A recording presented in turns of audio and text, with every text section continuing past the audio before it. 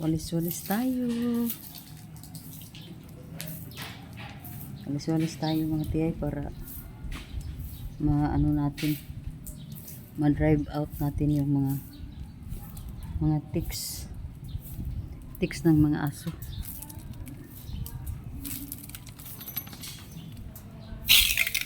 Si dami dito sa amin mga tiyay. Kaya pala sila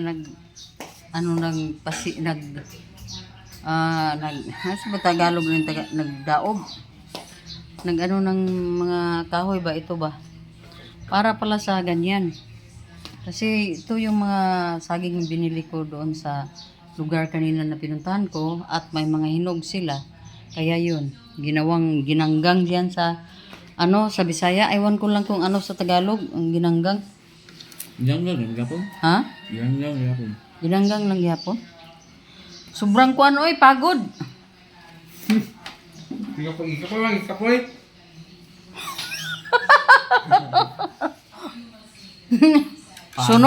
Sunog pala tiyay, mga tiyay. Kapoy, may noon. Dili daw kuno ikapoy. Hindi daw napapagod. Hello mga tiyay. Done my Zumba. And then, ayun mga tiyay. Hininto natin yung tumigil tayo sa live Zumba natin kasi binarningan tayo ni ni Facebook. Di na tayo Di na tayo patigas ng ating ulo. Di na natin ulitin yung mga ganun. Kasi ayaw nila eh. So, okay. Zumba tayo na tayo lang ang nandoon, no? Hello mga chay. Oh, maliwanag dito sa cellphone ko pero sa sa personal hindi na. Medyo madilim na talaga matchaying. So, andito din tong aso kong mabait. Una na siyang pumunta dito mga te, pagkatapos doon siya sa pintuan ng kwarto nag-antay sa akin kung pupunta ako dito sa terrace. Nang makita na niya na dala-dala ko itong upuan kong puti kasi ito ang favorite ko mga tiyaying. Wala na. Pumunta siya dito sa terrace. Ayun. Mientras tanto mga tiyay na hindi pa tumawag yung agency about sa natin sa ating visa, resulta ng ating visa application para sa Japan.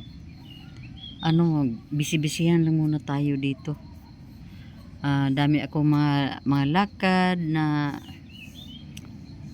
pinuntahan at bukas na naman aalis na naman tayo sa Valencia. Pero kung ako ang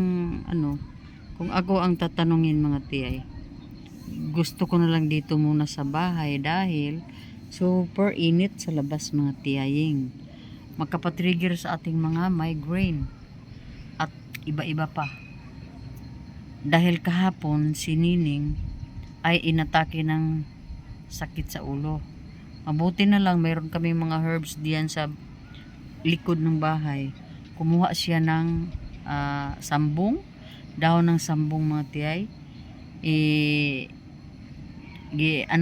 Yung squeeze niya mga tiyay. Ano bang ginawa niya ha? Parang dinikdik niya ata guro yun. Pagkatapos ipinahid-pahid niya dito sa bandang sa batok mga tiyay. Pero nagtaka ako bakit bigla talaga ang nangyari sa kanya kahapon. Siguro dahil half day kami nakatitig sa ni Luca ba sa buong ni Luca, katawan ni Luca dahil ang daming ticks and fleas mga tiyay. Yun ang namin siguro nag-ano siguro yung mata niya na over fatigue. Kaya pating yung batok niya mga tiyay, sumasakit na din. Sobra. Sabi ko kanina sa kanya, hindi ka na lang sana pumunta dito. Nagpahinga ka na lang sana sa inyo. Pero sabi din niya, nasasayangan daw kuno siya sa panahon. Kaya, pumasok din siya at mga lang naman, mga light lang naman yung mga ginagawa niyang trabaho dito sa bahay kasi wala naman talagang yung trabaho talaga niya dito ay kung maglaba na siya yun, daming labahin kasi twice in a month lang siya maglaba mga tiyaying. Kaya minsan na anuhan din siya na sobraan din siya sa pagod pag naglalaba na siya, pero washing machine naman ang ginamit, hindi naman siya hindi naman kinamay na ang mga damit namin mga tiyay. So ayun, sabi ko pag may mga ganun, huwag ka na lang pumasok kasi ang mga trabaho dito sa bahay makahintay yan. At kanina yung pumasok siya kanina, sabi niya parang nanginginig pa daw yung mga niya, mga kalamnan. Pero pagka kalaunan, okay naman siya. Pag uwi ko galing doon sa bukid yung pinuntahan namin, okay naman siya. Nag-umpisa na naman kaming dalawang aso na. Talaga ang inanuhan namin, kinutuhan namin mga tiyaying. Si Sky at si Luca na. Kasi nagtaka kami mga tiyay kahapon, parang wala na talagang mga ticks. Wala na talagang mga kuto. Ang kuto, tawagin na lang natin kuto kasi hindi ko alam sa Tagalog yung kuan, basta ticks and fleas ang nandoon. Dalawa na sila, si Sky at si Luca. Pero okay naman siyang umuwi. Pinawi ko siya ng medyo maaga-aga pa para makapagpahinga. Pero wala naman masyadong, hindi naman nagmamap, walis-walis lang naman. At wala namang hindi naman nagdamo sa sa paligid kasi wala namang mga damo kasi summer, walang napatay na sa init. Hindi naman siya araw-araw magwawali sa mga paligid namin. Yun lang, hindi naman siya nag-prepare ng namin, pagkain namin, yung kanin lang naman talaga kasi kaninang tanghali mga tiyay, bumili na kami ng luto na. Sa gabi na naman, hindi na kami nagpaluto ngayon gabi mga tiyaying, nagpaluto mayroon namang kanin doon pero hindi kami nagpaluto ng ulam kasi busog kami sa yung saging ba, yung ginanggang na saging mga tiyaying. Pero baka mamaya magugutom kami, pwede na naman kami kumain mga tiyay. So yun. Hello mga tiyay, good afternoon everyone. Tiyay and tiyoy, good afternoon. Tingnan natin yung oras, 12:50 in the afternoon. At dahil di tayo makatanggi sa ating mga lalakarin today, talagang susuungin natin yung init mga tiyaying.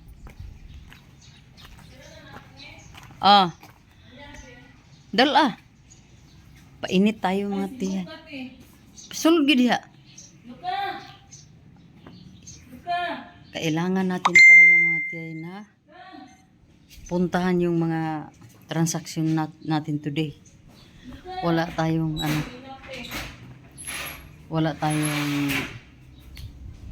Luka!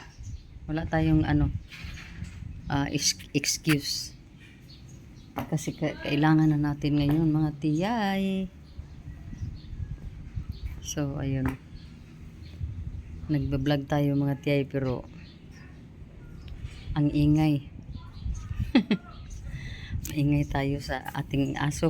Kailangan natin ipasok si Lucas sa loob ng bahay mga tiyay kasi ang daming mga ticks dito sa ano sa labas. Nakakapagod mag ano, nakakapagod magkuto, maglinis sa kanilang ano, mga ano sa kato. Yung ano mga tiyaying. Yung mga kuto ng aso ba? I mean. Ayan, nakapasok na sa wakas. Nakapasok na sa wakas si Ilokaboy. Kailangan mo talaga diyan ka lang. Kasi libo-libo araw-araw yung makukuha naming mga kuto mo. Mabuti na lang nagtiyaga kaming nagtiyaga kaming kutuhan itong ano namin. Aso. Diyan ka lang ha. Mayroon na naman oh, pumikit na naman yung ano oh, maliit na ano kuto mo. Bukas na naman tayo, Luka. So, mga tiyay. Mayroon naman tayong sasakyan pero wala naman tayong driver. Hindi tayo marunong. Kaya tiis-tiisan tayo sa init. Ano lang naman.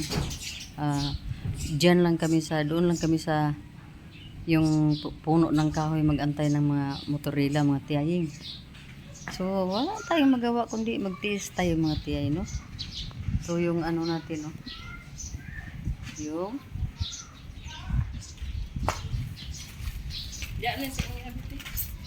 gamay kayo ni. Magsud pa kung kuan diri. Dira so dia oh. Dia dili na mahagbog dia. Ari pag gid mo wagay ko magdagwalit oh.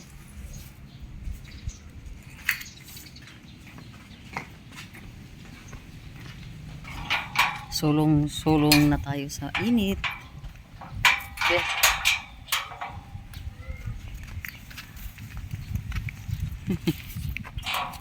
Ay ning palihog ko. Di mo gini automatic ning. Oh. Adjust lang ning. Init sa init.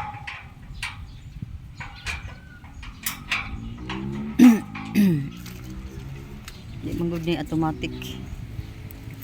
So ayan mga tiyaying. Ang mga maliliit na mga tiyay. Mga XL. Basta kami ni Nining magsabay. XL talaga ang ano ko sa aming dalawa. Hindi yan pangbubuli ha. Katotohanan yan.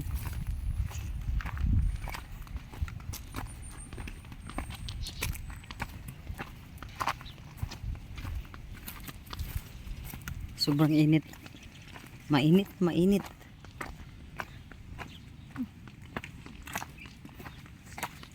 Wala tayong magawa mga tiyaying kasi wala tayong driver. Diba? Kailangan natin pagtiisan ang mga bagay-bagay na gusto natin gawin. Kasi pag magtamad tayo, wala tayong marating. Basta ang importante, nakapungos tayo ng buhok at nakasuot tayo ng ganito. Dahil sobrang comfortable itong suot ko mga tiyay. Hello mga tiyay. Grabing init mga tiyay oh. Nandito kami sa harapan ng Gaisano. Pero dahil sobrang init mga tiyay, pumunta kami dito para makapag-snack tayo. Kasi hindi kami kumain ng lunch kanina. Busy kami sa lugi namin mga tiyay. Kaya yun, tuloy. Dito napadpad sa dito tayo para makapag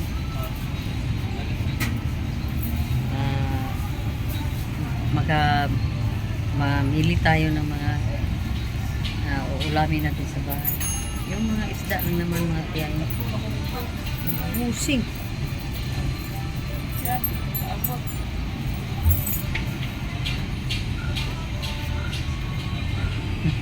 Ayan mga tiyay, oh, anong ginawa ng baing iyon, oh. Ay, nako. Dito kami mga tiyay, oh. Bumili kami ng mga ganito. Mayroon lang kaming 7-Up. Hindi namin maubos to. Tanggalar ko ng ba ni? Ayan mga tiyayo. May pa ano pa tayo, may pa pizza tayo dito. Yan o. Kain tayo mga tiyaying. Oh. Kain tayo. Ayan o. Lapit nang maubos mga tiyaying.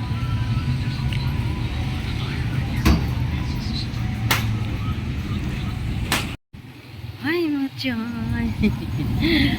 Sobrang init pero kiri pa rin. Hanap tayo ng ano mga tiyaying. Pwede dito ganyan ako. Kasi may pa-adjustan akong isang punch, dalawang punch. Baka pwede dito.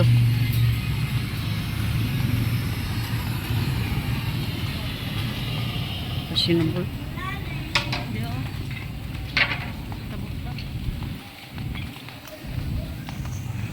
Namin no, dito. Dito. Grabe ang ano mga tiyay. Ang pawis namin mga tiyay. Antay tayo ng rila. Dito na lang tayo ning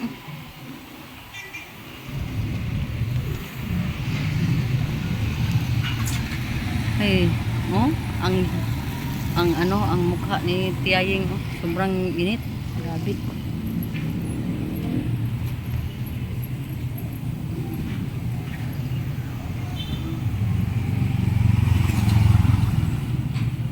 Mo para grilla ni. Kasi dua grilla diri. Grabe yung init mga tiyay. Ha? Ay mga tiyaying, tapos na po kami dito. At tatawid tayo sa ano? Sa karsada mga tiyay kasi ginoo ko. Kasi sakay tayo ng motorila na naman papunta market.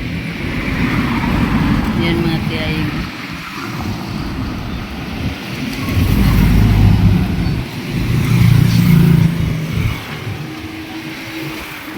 Hindi tayo nakapag ano ng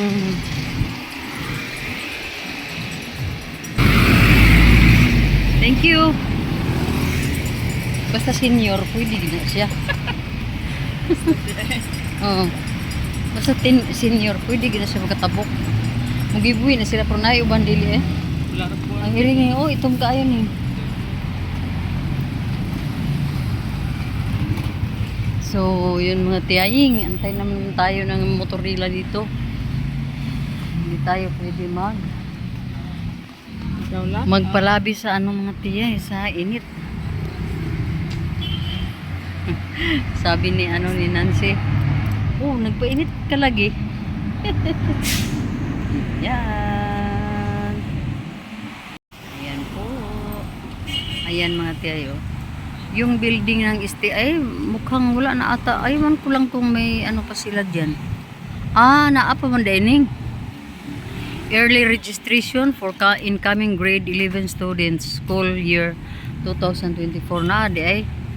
May STI oh. Imperial Plaza, Clients Plaza.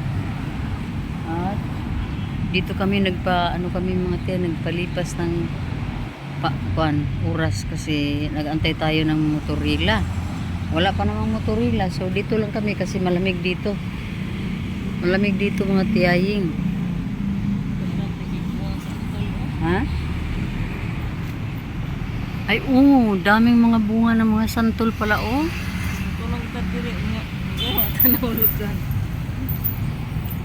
dami palang bunga. Ayan mga tiyo, ang utak ni Nining nandoon na naman sa sa santol. Hilig talaga to si Nining ng mga prutas. Pero sa bayabas namin, parang hindi na siya sa bayabas. Nagsawa sa bayabas mga tiyay. Yung mga slice niya na bayabas nandoon sa rip, nawala na. Nanigas na lahat mga tiyaying.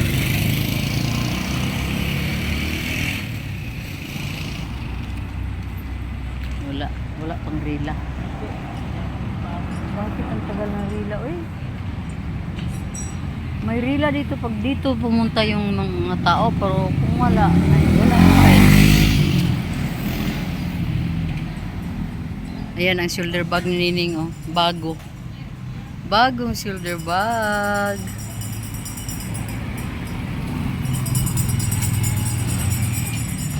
Ay, nako. Tagal naman ng motorila. Magadto na lang kata dito. Apply ka na ka. Matang ka init. Magadto na lang tag merkado. Dito na lang tayo mamili sa merkado. Ha?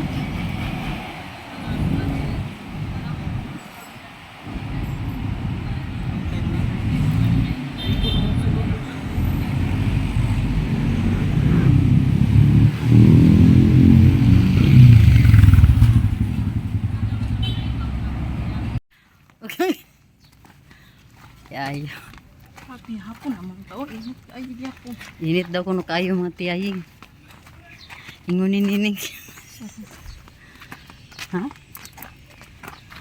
Saan doon din? Buha. Hala. Sarang. Yung tatay. Isa pa man dailain nga naman sa balay ninyo. Hindi, legere. Ha?